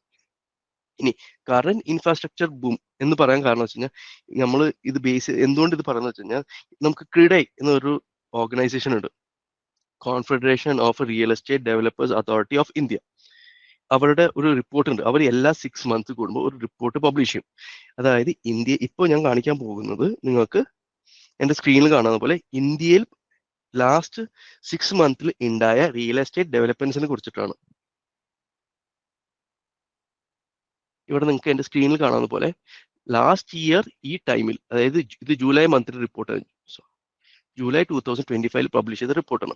അത് പ്രകാരം 2024 കമ്പയർ ചെയ്തിട്ട് ഈ റിപ്പോർട്ട് ചെയ്തിരിക്കുന്നത്. അവിടെ ഈ ഇയറിൽ ജൂലൈയിൽ സെയിൽസ് വന്നിരിക്കുന്നത് 3,59,373 crore യൂണിറ്റ്സ് ആണ് സെൽ അയക്കുന്നത്. അതായത് അത്രയും വാല്യൂ ഓഫ് പ്രോജക്ട്സ് ആണ് ഇന്ന് സോൾഡ് ഔട്ട് ആയിട്ടായിരിക്കുന്നത്. അത് മാത്രമല്ല ഈ ഇയറിൽ ജൂലൈയിൽ സെൽ അയക്കുന്നത് 2,53,000 ആണ്. പക്ഷേ ഇവിടെ നിങ്ങൾക്ക് ഒരു വ്യത്യാസം കാണാം. 2024 സെൽ അയക്കുന്ന 2,67,279 ആണ്. പക്ഷേ ഈ ഇയറിൽ സെല്ലായത് കുറവാണ്, പക്ഷെ വാല്യൂ കൂടുതലാണ്. എങ്ങനെയാണ് വാല്യൂ കൂടിയത്? പുതിയ ടെക്നോളജി അവർ അഡാപ്റ്റ് ചെയ്തു. പുതിയ ടെക്നോളജി അഡാപ്റ്റ് ചെയ്യണമെങ്കിൽ നിങ്ങൾക്ക് ആ ടെക്നോളജിയെ കുറിച്ച് നിങ്ങൾക്ക് പഠിക്കാൻ അറിയണം, അല്ലെങ്കിൽ അത് എവിടെ യൂസ് ചെയ്യണമെന്ന് അറിയണം. ഏതൊക്കെ ബിൽഡിങ്സിൽ എവിടെ യൂസ് ചെയ്യാൻ അറിഞ്ഞാലാണ് നിങ്ങൾ കൊടുക്കുന്ന പ്രോഡക്റ്റിന് വാല്യൂ ആഡഡ് പ്രോഡക്റ്റ് ആയിട്ട് നിങ്ങൾക്ക് സെല് ചെയ്യാൻ പറ്റുള്ളൂ. സോ എല്ലാ ബിൽഡിങ്സും ഒരേപോലെ തന്നെ നിങ്ങൾ MEP സിസ്റ്റം ഡിസൈൻ ചെയ്ത് കഴിഞ്ഞാൽ നിങ്ങൾക്ക് സെൽ ഔട്ട് ചെയ്യാൻ ഡിഫിക്കൽട്ട് ആണ്. പക്ഷെ പുതിയതായിട്ട് ഞാൻ നേരത്തെ പറഞ്ഞതുപോലെ IoTയും അതുപോലെ ഹോം ഓട്ടോമേഷൻ സിസ്റ്റം അങ്ങനെ പറഞ്ഞ പല സിസ്റ്റംസും നമ്മൾ ഇംപ്ലിമെന്റ് ചെയ്ത് കഴിഞ്ഞാൽ നമുക്ക് നമ്മുടെ പ്രോഡക്റ്റിന്റെ വാല്യൂ കൂട്ടാൻ പറ്റും. അത് മാത്രമല്ല ഇവിടെ ഈ റിപ്പോർട്ടിനകത്ത് നമ്മുടെ നെക്സ്റ്റ് സ്റ്റേറ്റ് ആയ തമിഴ്നാട്ടിലെ ക്യാപിറ്റൽ സിറ്റിയായ ചെന്നൈയിൽ മെട്രോപോളിറ്റൻ സിറ്റി ആയതുകൊണ്ട് ഇവിടെ മാത്രം, അതായത് ലാസ്റ്റ് ഇയറിനെ കമ്പയർ ചെയ്തിട്ട് ഈ ഇയറിൽ അവർ 23% ഗ്രോത്ത് ആണ് നേടിക്കുന്നത്. ഇത് ഇവർ മെൻഷൻ ചെയ്തിരിക്കുന്നത് മെട്രോപോളിറ്റൻ സിറ്റീസിലത്തെ എല്ലാ മെട്രോപോളിറ്റൻ സിറ്റീസിലത്തെയും എത്രത്തോളം ഗ്രോത്ത് ആണ് കാണിക്കുന്നത്. നമുക്ക് എല്ലാവർക്കും അറിയാം ഇത് ഒഫീഷ്യൽ റെക്കോർഡ്, അൺഒഫീഷ്യൽ ആയിട്ട് എത്രയോ പ്രോജക്ട്സ് റൺ ചെയ്യുന്നുണ്ട്. ലോക്കൽ കോൺട്രാക്ടേഴ്സ് ആണെങ്കിലും small scale medium scale contractors ആണെങ്കിലും അവരൊക്കെ എത്ര പ്രോജക്ട്സ് റൺ ചെയ്യുന്നു. അപ്പൊ അവർക്കൊക്കെ എത്ര പ്രൊഫഷണൽസ് വേണ്ടി വരും. അപ്പൊ ഇത്രയും ഗ്രോത്ത് ഇന്ന് ഈ കാലഘട്ടത്തിൽ ഉണ്ട്. സോ ഈ 2025 23% വളരെ ഹൈ ഗ്രോത്ത് ആണ് ഉണ്ടായിരിക്കുന്നത് കമ്പയർ ടു ഏത് ഇയറിൽ വെച്ച് നോക്കുകയാണെങ്കിൽ. ഇനി ഞാൻ നേരത്തെ പറഞ്ഞതുപോലെ 12,53,000 crore വാല്യൂ ഓഫ് ഇതാണ്, അതായത് അത്രയും വാല്യൂ പ്രൊജക്റ്റ് ആണ് സെൽ അയക്കുന്നത്. എന്നാൽ 2024 ഇവർ സെല് ചെയ്തിരിക്കുന്നത് 10,422 crore യൂണിറ്റ്സ് ആണ് സെൽ അയക്കുന്നത്. പക്ഷെ ഈ കൊല്ലം അതായത് 2025 സെൽ അയക്കുന്നത് 11,395 ആണ്. സോ ഒരു മാർജിനൽ ആണ് ഇൻക്രീസ് ചെയ്തിരിക്കുന്നത്, അതിന് വാല്യൂ കൂടിക്കുന്നത് വളരെ ഹൈക്കാണ്. ദാറ്റ് ഇസ് അറൌണ്ട് 23% ഹൈക്ക് എന്ന് പറഞ്ഞാൽ വെരി സബ്സ്റ്റാൻഷ്യൽ ആയിട്ടുള്ള ഇൻക്രീസ് ആണ് ചെയ്തിരിക്കുന്നത്. ഇനി ഇത് നമ്മൾ കറന്റ് ഇൻഫ്രാസ്ട്രക്ചർ ബൂം എന്ന് നമ്മൾ പറയുമ്പോൾ അതിനെ വാലിഡേറ്റ് ചെയ്യാൻ വേണ്ടിയുള്ള ഈ റിപ്പോർട്ട് ഞാൻ നിങ്ങൾക്ക് കാണിച്ചു തന്നിരിക്കുന്നത്. മൂവിങ് ഫോർവേഡ് നമുക്ക് ഗ്രീൻ ബിൽഡിംഗ് റെവല്യൂഷൻ ഉണ്ട്. നമ്മുടെ ഇന്നത്തെ കാലഘട്ടത്തിൽ ഞാൻ ഇനീഷ്യലി വെബിനാറിന്റെ സ്റ്റാർട്ടിങ്ങിൽ പറഞ്ഞിരുന്നു, നമുക്ക് എനർജി എഫിഷ്യന്റ് ആയിട്ട് സസ്റ്റൈനബിലിറ്റിക്ക് അനുസരിച്ച് നമ്മൾ ബിൽഡിങ്സ് കൺസ്ട്രക്ട് ചെയ്യണം. ഇപ്പൊ എന്താണ് സസ്റ്റൈനബിലിറ്റി? അതായത് നമ്മുടെ ബിൽഡിംഗ് കൺസ്ട്രക്ട് ചെയ്യുമ്പോൾ നമ്മൾ എൻവയറമെന്റിനെ ഡാമേജോ അല്ലെങ്കിൽ എൻവയറമെന്റിന് അണങ്ങുന്ന, അതായത് എൻവയറമെന്റ് യൂസ്ഫുൾ ഫ്രണ്ട്ലി ആയ പ്രോഡക്ട്സ് നമ്മൾ യൂസ് ചെയ്യണം. ഇപ്പോൾ ഇന്നത്തെ കാലത്ത് സ്പെഷ്യലി ഇൻ മിഡിൽ ഈസ്റ്റില് സസ്റ്റൈനബിലിറ്റി എഞ്ചിനീയർ പൊസിഷന് വളരെ ഇമ്പോർട്ടൻസ് വരുന്നുണ്ട്. ഒരുപാട് ജോബ് റോൾസും വരുന്നുണ്ട്. അപ്പൊ അതിനു വേണ്ടിയിട്ട് നമുക്ക് ഈ ഒരു പൊസിഷനിൽ അപ്ലൈ ചെയ്യണമെങ്കിൽ തന്നെ ഈ സസ്റ്റൈനബിലിറ്റി എഞ്ചിനീയർ വർക്ക് ചെയ്യുമെങ്കിൽ അവർക്ക് MEPനെ കുറിച്ചൊരു ഐഡിയ ഉണ്ടെങ്കിൽ മാത്രമാണ് അവർക്ക് ആ ഒരു ജോബ് റോളിലേക്ക് വർക്ക് ചെയ്യാൻ പറ്റുള്ളൂ. അപ്പോൾ ഇന്ന് മിക്ക ക്ലയൻസ് ആയാലും കൺസൾട്ടൻസ് ആണെങ്കിലും സസ്റ്റൈനബിലിറ്റി എഞ്ചിനീയേഴ്സിനെ റിക്വയർമെന്റ് പറയുന്നുണ്ട്. കാരണം എന്ന് വെച്ച് കഴിഞ്ഞാൽ നേരത്തെ ഇപ്പൊ അതോറിറ്റി തന്നെ എല്ലാ മിഡിൽ ഈസ്റ്റ് കൺട്രീസിലും അതോറിറ്റി പറഞ്ഞിട്ട് ഒരു സെപ്പറേറ്റ് വിങ് തന്നെ ഓപ്പൺ ചെയ്തിട്ടുണ്ട് സസ്റ്റൈനബിലിറ്റി ഡിപ്പാർട്ട്മെന്റ് പറഞ്ഞിട്ട്. സോ ദാറ്റ് അവർ ഇനി കൺസ്ട്രക്ഷൻ ചെയ്യുന്നത്, അതായത് നെക്സ്റ്റ് 10 വർഷത്തിൽ കൺസ്ട്രക്ട് ചെയ്യുന്ന എല്ലാ ബിൽഡിങ്സും സസ്റ്റൈനബിലിറ്റി അപ്രൂവൽ കിട്ടിയതിന് ശേഷം മാത്രമേ കൺസ്ട്രക്ഷൻ സ്റ്റാർട്ട് ചെയ്യാൻ പറ്റുള്ളൂ എന്നുണ്ട്. അപ്പോൾ സസ്റ്റൈനബിലിറ്റിക്ക് അപ്രൂവൽ കിട്ടണമെങ്കിൽ നമ്മൾക്ക് ഏതൊക്കെ മെറ്റീരിയൽസ് ആണ് സസ്റ്റൈനബിലിറ്റിക്ക് ഇൻലൈൻ ആയിട്ടാണ് മാനുഫാക്ചർ ചെയ്തേക്കുന്നത് നമ്മൾ അറിഞ്ഞിരിക്കണം. അപ്പൊ അതിന് നമുക്ക് MEP-നെ കുറിച്ച് ഒരു നോളജ് ഉണ്ടെങ്കിലാണ് അതിനനുസരിച്ച് മെറ്റീരിയൽസ് നമുക്ക് സെലക്ട് ചെയ്യാൻ പറ്റുള്ളൂ. കാരണം വെറുതെ മെറ്റീരിയൽ സെലക്ട് ചെയ്താൽ മാത്രമല്ല, നമ്മുടെ ഫംഗ്ഷനാലിറ്റി, അതായത് ക്ലയന്റിന് റിക്വയർമെന്റ് ഉണ്ട്, ഒരു ഇത്ര ടണ്ണേജുള്ള AC ആണ് ഉപയോഗിക്കേണ്ടത്. അപ്പൊ ഇത്രയും ടണ്ണേജുള്ള AC യൂസ് ചെയ്യണമെങ്കിൽ നമുക്ക് സസ്റ്റൈനബിലിറ്റി പ്രകാരം ഏത് AC സെലക്ട് ചെയ്താലാണ് നമുക്ക് ഇത് യൂസ് ചെയ്യാൻ പറ്റുന്നത് നമുക്ക് അറിഞ്ഞിരിക്കണം. ഇനി IoT and smart building technology. നമുക്ക് എല്ലാവർക്കും അറിയാം, നമ്മുടെ ഇന്ന് നാട്ടിൽ നമ്മൾ ഒരുപാട് ആഡ്സ് കാണുന്നുണ്ട്. അതായത് റിമോട്ട് ഉപയോഗിച്ചോ അല്ലെങ്കിൽ മൊബൈൽ ഉപയോഗിച്ചിട്ട് നിങ്ങൾക്ക് ബൾബ് റൂമിന്റെ അകത്ത് റൂമിൽ ലൈറ്റിങ്സ് ഓൺ ചെയ്യാം, ഗേറ്റ് ഓപ്പൺ ചെയ്യാം, അങ്ങനെയുള്ള പല സിസ്റ്റംസ് ഉണ്ട്. സോ അതൊക്കെ ഈ നമ്മുടെ ഇലക്ട്രിക്കൽ സിസ്റ്റത്തിന് ഒരു പാർട്ടാണ്. സോ ഇന്ന് ഞാൻ നേരത്തെ പറഞ്ഞ റിപ്പോർട്ടിൽ കാണിച്ച പോലെ നമ്മൾ ഒരു പ്രോഡക്റ്റിനെ വാല്യൂ ആഡഡ് പ്രോഡക്റ്റ് ആക്കുന്ന ഇങ്ങനെ ഇതുപോലത്തെ ഓരോ പ്രോഡക്ട്സും അല്ലെങ്കിൽ ഓരോ സർവീസസ് കൊടുക്കുമ്പോഴാണ്. അപ്പൊ അവിടെയാണ് ഇതിന്റെ ഫംഗ്ഷൻ വരുന്നത്. അതായത് സ്മാർട്ട് ബിൽഡിംഗ് ടെക്നോളജി എന്ന ഒരു ഹെഡിങ്ങിൽ ഇത്രയും സർവീസസ് ഇംപ്ലിമെന്റ് ചെയ്യും നമ്മൾ.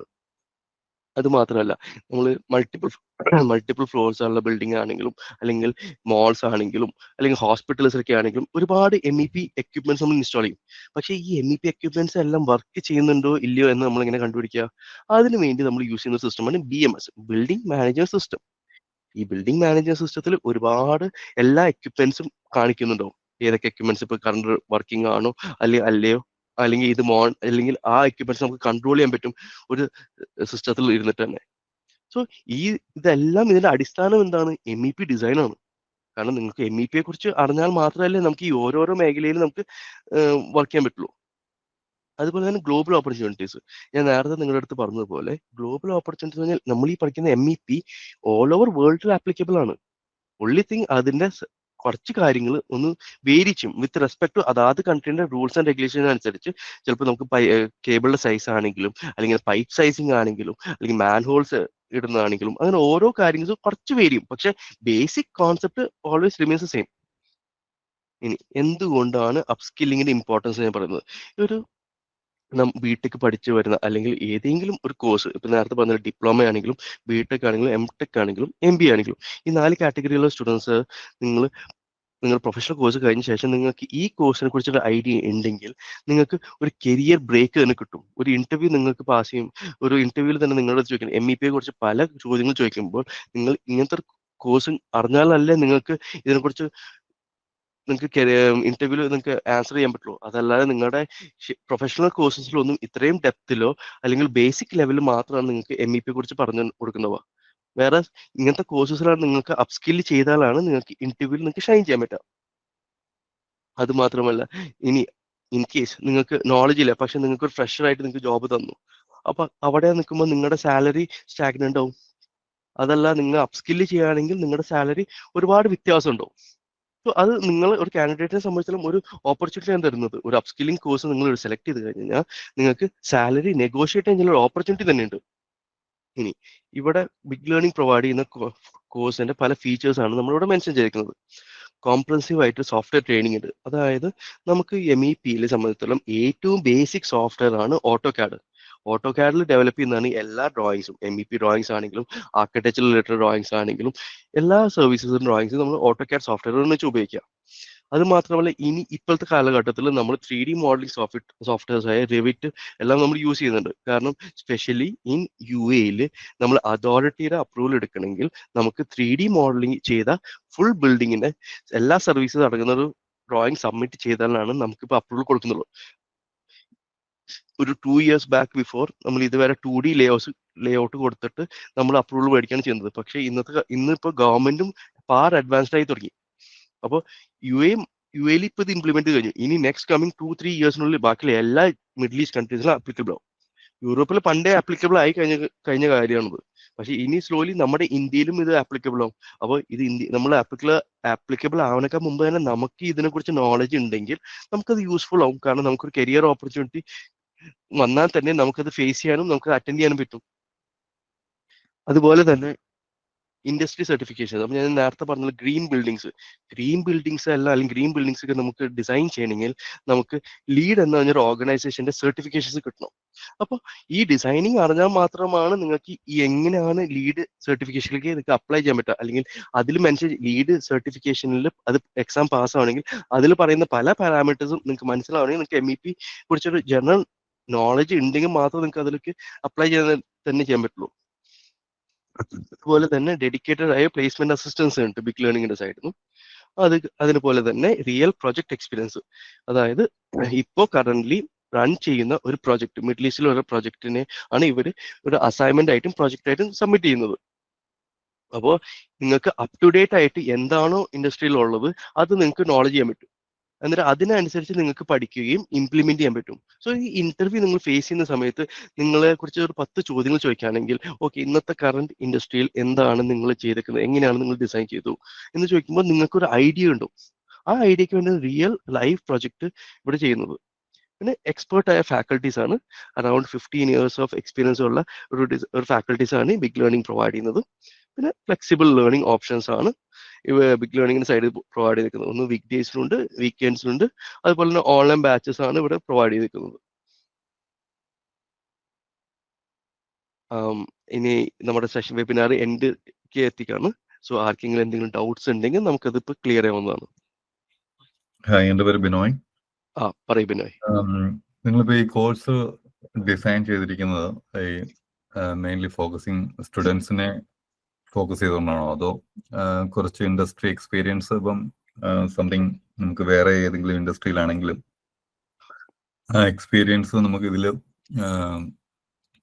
ഇതിൽ ഇൻക്ലൂഡ് ചെയ്തുകൊണ്ട് മുന്നോട്ട് പോകാവുന്ന രീതിയിൽ എന്തെങ്കിലും ആണോ ചെയ്തിരിക്കുന്നത്? അതോ നമുക്ക് ഇപ്പം എനിക്ക് കുറച്ച് എക്സ്പീരിയൻസ് ഉള്ള oil and gas industry piping ഡിസൈനിങ്ങിൽ, അപ്പം എനിക്ക് അതിനകത്ത് എന്തെങ്കിലും ബെനിഫിറ്റ്സ് അപ്പം ഞാൻ ഈ ഇതിലേക്ക് ബിൽഡിംഗ് മോഡൽ, ഈ MEP മോഡലിംഗിലേക്ക് മാറിക്കഴിഞ്ഞാൽ കിട്ടുമോ?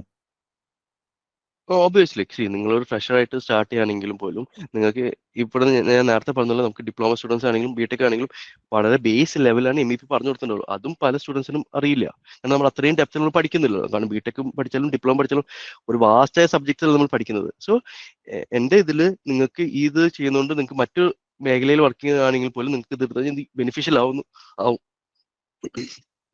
എന്നെ സംബന്ധിച്ചിപ്പോൾ നമുക്ക് ബേസിക് മോഡലിംഗിൽ നിന്ന് തുടങ്ങി ഇപ്പോൾ ഒരു കരിയർ ആ ഒരു രീതിയിൽ എനിക്ക് ആ ഒരു സ്കെയിലിൽ എനിക്കിപ്പം ചിന്തിക്കാൻ പറ്റത്തില്ല. ഓക്കെ, ഇപ്പം നമുക്കറിയാം ബേസിക് ലെവൽ എന്ന് പറയുമ്പോഴത്തേക്ക് salary of course it would be basic level. എനിക്കത് അക്സെപ്റ്റ് ചെയ്യാൻ പറ്റുന്ന ഒരു പൊസിഷനിലല്ല ഇപ്പോൾ. ഇപ്പം അതാ ഞാൻ ചോദിക്കുന്നത്, നമുക്കിപ്പം നമുക്ക് ഈ പറയുന്ന 10 years 12 years എക്സ്പീരിയൻസ് ഇനിയും ഗെയിൻ ചെയ്ത് ഇനി ആ ഒരു പേയ്മെന്റ് സ്കെയിലിലേക്കൊക്കെ ആവുക എന്ന് പറഞ്ഞു കഴിഞ്ഞാൽ എൻ്റെ കൊണ്ട് it is completely not practical. പക്ഷെ നിങ്ങൾക്ക് ഓവറോൾ ഇപ്പോൾ ഓയിൽ ആൻഡ് ഗ്യാസ് ആണെങ്കിൽ പോലും നിങ്ങൾക്ക് ഓവറോൾ ഒരു ബേസിക് ലെവൽ ഒരു MEP നോളജ് ഉണ്ടെങ്കിൽ നിങ്ങൾക്ക് ബെനിഫിഷ്യൽ ആവും. അതെ, ബേസിക് ലെവൽ MEP നോളജ് ഉണ്ട്. പക്ഷേ ബേസിക് ലെവൽ MEP എന്ന് പറയുന്നത് നമ്മൾ ഇതിനകത്ത് നമുക്കിപ്പോൾ ഓയിൽ ആൻഡ് ഗ്യാസിൽ വരുമ്പോഴത്തേക്ക് ഇത് HVAC അല്ലെങ്കിൽ HVAC നമ്മൾ അധികം കൈകാര്യം ചെയ്യുന്നില്ല. നമ്മൾ basically focusing on piping. Okay, അപ്പം ഇലക്ട്രിക്കലും HVACയും രണ്ടും മാറി നിൽക്കുന്ന ഘടകങ്ങളാണ്. ഇപ്പൊ പൈപ്പിംഗ് മാത്രമേ നമുക്ക് കുറച്ച് ഇതുമായിട്ട് കണക്ട് ചെയ്യാൻ പറ്റുന്നുള്ളൂ. പക്ഷെ നമ്മൾ കോഴ്സ് പഠിച്ച ശേഷം നിങ്ങൾക്ക് ഗ്രാസ്പിംഗ് കപ്പാസിറ്റി കൂടുതലാണെന്ന് വിചാരിക്കാം. നിങ്ങൾക്ക് പെട്ടെന്ന് കാര്യങ്ങൾ മനസ്സിലാക്കാൻ പറ്റുന്നുണ്ട്. ഒരു റൂമിലേക്ക് എത്രേന്റെ AC ആണ് നമ്മൾ വേണ്ടത്, എത്രേന്റെ AC ആണ് നമ്മൾ സെലക്ഷൻ ചെയ്യേണ്ടത്, അതൊക്കെ ചെയ്തിട്ടുണ്ട്. നമ്മള് ഇപ്പം ഓഫീസ് ബിൽഡിംഗ്സിലൊക്കെ ആണെങ്കിലും നമ്മള് HVAC ഒക്കെ നമ്മൾ അത് ചെയ്തിട്ടുണ്ട്. പക്ഷെ അത് വളരെ 1-2 ചെറിയ പ്രൊജക്ടുകൾ എന്നുള്ളതല്ലാതെ അതിൽ കൂടുതൽ അതിനപ്പുറത്തോട്ട് നമ്മൾ ഒരു ഡീപ്പിലേക്ക് പോയിട്ടില്ല. ഡിസൈനിങ്ങിലും അങ്ങനെയൊന്നും പോയിട്ടില്ല. നമ്മൾ ഡക്ട് ഇൻസ്റ്റലേഷൻ, അപ്പോൾ അതിന്റെ ഭാഗമായിട്ട് കുറച്ച് അതിലേക്ക് വേണ്ട ഇപ്പം എയറിന്റെ റിക്വയർമെന്റ് അല്ലെങ്കിൽ മാത്രം അത് പുറന്തള്ളണം, അതൊക്കെ നമ്മൾ ചെയ്തിട്ടുണ്ട്. ഇപ്പൊ നമ്മളൊരു ലൈവ് പ്രൊജക്ട് ചെയ്യുമ്പോൾ നമ്മളൊരു ആക്ച്വലി ഒരു ലാർജ് സ്കെയിൽ ഒരു പ്രൊജക്ടിന്റെ ഒരു പോർഷൻ കൊടുത്തിട്ട് നമ്മൾ ഇതിലിപ്പോ മെൻഷൻ ചെയ്തിരിക്കുന്നത്. അപ്പൊ അങ്ങനെ ചെയ്യുമ്പോൾ നിങ്ങൾക്ക് ഒബിയസ്ലി എന്നെ സംബന്ധിച്ചിടത്തോളം നിങ്ങൾക്ക് യൂസ്ഫുൾ ആവുന്നതാണ് എൻ്റെ ഒരു ഇത്. It depends on each individual, അവരെങ്ങനെ അത് എടുക്കുന്നു, എങ്ങനെ അത് ഇംപ്ലിമെന്റ് ചെയ്യുന്നത്. താങ്കളെ പോലെ സംബന്ധിച്ചാൽ എനിക്ക് തോന്നുന്നത് താങ്കൾക്ക് around you have 12 to 15 years of experience, correct? 20. So basically 20 years of experience ആൾക്ക് ഒരു ഫ്രഷറിനെ സംബന്ധിച്ചിടത്തോളം കമ്പയർ ചെയ്ത് നിങ്ങൾക്ക് പെട്ടെന്ന് ഗ്രാസ്പ് ചെയ്യാനുള്ള കപ്പാസിറ്റി ഉണ്ട്. സോ അങ്ങനെ നോക്കുമ്പോൾ I feel that you will be more opportunities കിട്ടാൻ സാധ്യതയുണ്ട്. പിന്നെ again it's all up to the how you crack the interview, how you in which position you applying in everything, right? അപ്പൊ നിങ്ങളെ സംബന്ധിച്ചാൽ നിങ്ങളൊരു എക്സിക്യൂഷൻ എഞ്ചിനീയർ ആയതുകൊണ്ടും plus നിങ്ങൾക്ക് design ഒരു ആഡഡ് അഡ്വാൻറ്റേജ് ആണ്. എന്തുകൊണ്ടെന്ന് വെച്ച് കഴിഞ്ഞാൽ നിങ്ങൾ ഡിസൈൻ പഠിച്ച ശേഷം നിങ്ങൾക്ക് ഒരു MEP മാനേജർ പൊസിഷനിൽ നിങ്ങൾക്ക് അപ്ലൈ ചെയ്യാം. വേർ യു ഹാവ് ടു നമ്മൾ ഷോക്കേസ് നമ്മുടെ I'm not doing execution. I'm a designer. Okay, you are A designer. Okay, അങ്ങനെ ആകുമ്പോൾ നിങ്ങൾക്ക് ഒരു ഡിസൈൻ മാനേജർ റോളിലേക്ക് നിങ്ങൾക്ക് അപ്ലൈ ചെയ്തൂടെ? Because once you get a knowledge of how to do designing, അതിനുശേഷം നിങ്ങൾക്ക് എങ്ങനെ ഒരു ടീമിനെ മാനേജ് ചെയ്യാൻ പറ്റും, പ്ലസ് നിങ്ങൾക്ക് എങ്ങനെ ഒരു പ്രോജക്റ്റ് തന്നു കഴിഞ്ഞാൽ ഓക്കെ നിങ്ങൾക്ക് സെറ്റ് ഓഫ് ആൾക്കാർ തരുന്നുണ്ട്.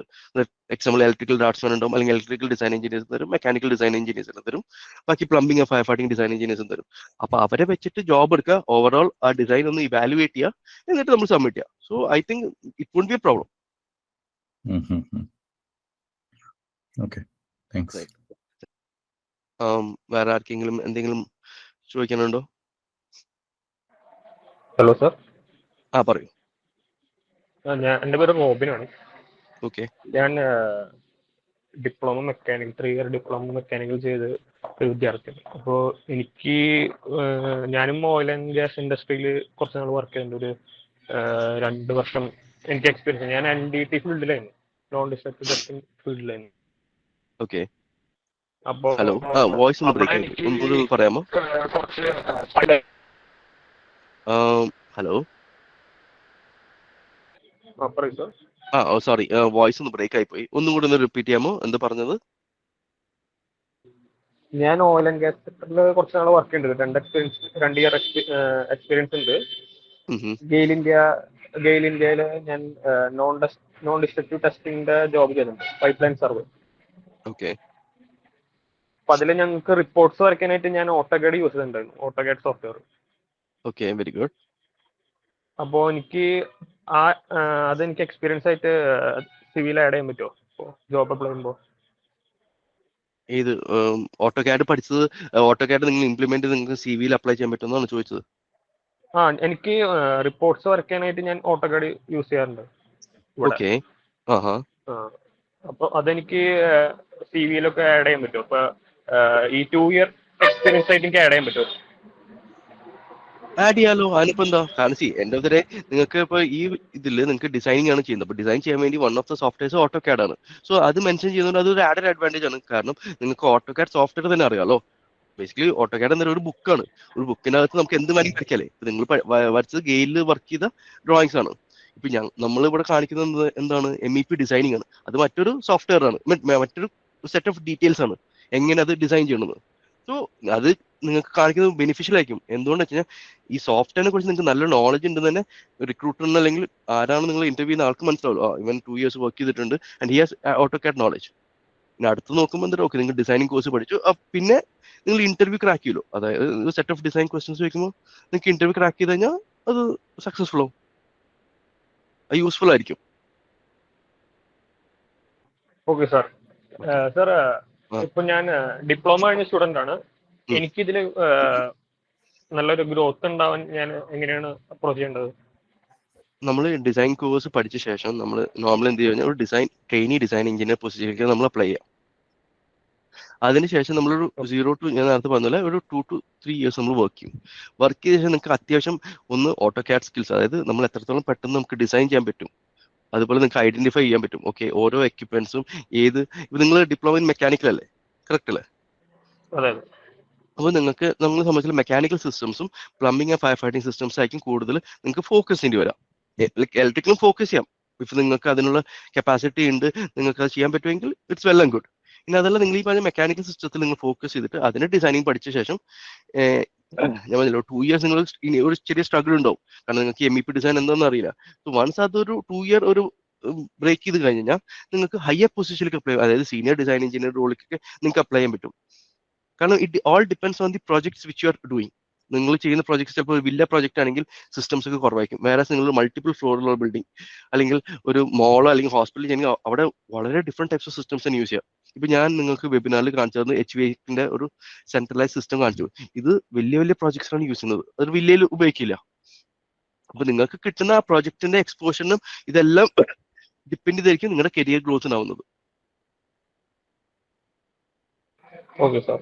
സാർ ഞാൻ വീഡിയോസ് യൂട്യൂബിൽ കുറച്ച് വീഡിയോസ് കണ്ടിരുന്നു. അപ്പോൾ അതില് നോർമൽ ബേസിക് ഓട്ടോകാഡ് ഉണ്ട്, പിന്നെ ഓട്ടോകാഡ് MEP എന്ന് പറഞ്ഞ വേറെ സോഫ്റ്റ്വെയർ ഉണ്ട്. ഓക്കെ, അതില് ഇവിടെ ഏത് കോഴ്സാണ് പഠിപ്പിക്കുന്നത്, ഏത് സോഫ്റ്റ്വെയർ യൂസ് ചെയ്യുന്നത്? ഓട്ടോകാഡ് MEP ആണോ അതോ നോർമൽ ഓട്ടോകാഡ് ആണോ? നമ്മൾ നോർമൽ ഓട്ടോകാഡ് പഠിപ്പിക്കുന്നത്. ഓട്ടോകാഡ് MEPക്ക് എന്താ പ്രശ്നം എന്ന് വെച്ച് കഴിഞ്ഞാൽ അതിനകത്ത് എല്ലാവർക്കും ഈ സോഫ്റ്റ്വെയർ സപ്പോർട്ട് ചെയ്യുന്നില്ല, എല്ലാ സിസ്റ്റംസും സപ്പോർട്ട് ചെയ്യുന്നില്ല. കാരണം അതിൽ MEPക്ക് അകത്ത് പല സർവീസസ് ഇല്ലേ, എല്ലാ സർവീസസിന്റെയും ബ്ലോക്സ് ഒക്കെ ഇതിൽ അപ്ലോഡ് ചെയ്യാൻ കുറച്ച് ഡിഫിക്കൽട്ട് ആയിരിക്കും. അപ്പോൾ നോർമലി എല്ലാ കമ്പനീസും എന്താ ചെയ്തെന്ന് വെച്ച് കഴിഞ്ഞാൽ ഓട്ടോകാഡ് സോഫ്റ്റ്വെയർ ഇൻസ്റ്റാൾ ചെയ്തിട്ട് നമുക്ക് ആവശ്യമുള്ള MEP സർവീസ് ഏതൊക്കെയാണോ അത് മാത്രം സെലക്ട് ചെയ്ത് വെക്കുള്ളൂ. ഇല്ലെങ്കിൽ അതിന്റെ ഹയർ കോൺഫിഗറേഷൻ സിസ്റ്റം വേണ്ടി വരും. സോ അത് കുറച്ചുകൂടി ഡിഫിക്കൽട്ടായ കാര്യമാണ്. കാരണം കമ്പനീസ് ഇൻവെസ്റ്റ് ചെയ്യുമ്പോൾ അവർക്ക് വലിയൊരു ഇൻവെസ്റ്റ്മെന്റ് അല്ലേ. അപ്പോൾ അവരെപ്പോഴും എന്താ ചെയ്യുക, ബേസിക് ലെവലിലുള്ള സിസ്റ്റംസ് വെച്ചിട്ട് ഓട്ടോകാഡ് വെക്കും, എന്നിട്ട് അതിനകത്ത് നിങ്ങൾക്ക് വരയ്ക്കാം. കാരണം ഈ ഓട്ടോകാഡിൽ തന്നെ MEP വെച്ചിട്ട് വേറെ ഓപ്ഷൻ ഉണ്ട്, പക്ഷെ അത് അത്രയും ഹൈ കോൺഫിഗറേഷൻ ആയി കഴിഞ്ഞാലാണ് അത് നമുക്ക് യൂസ് ചെയ്യാനൊരു പ്രശ്നമുണ്ട്, ചെയ്യാൻ പറ്റുള്ളൂ. Okay, one more question. നിങ്ങളിപ്പം ഈ കോഴ്സ് ഇപ്പോൾ നമ്മൾ ഈ BIM കൺസെപ്റ്റുമായിട്ട് എങ്ങനെയാണ് കണക്റ്റഡ് ആയിരിക്കുന്നത്?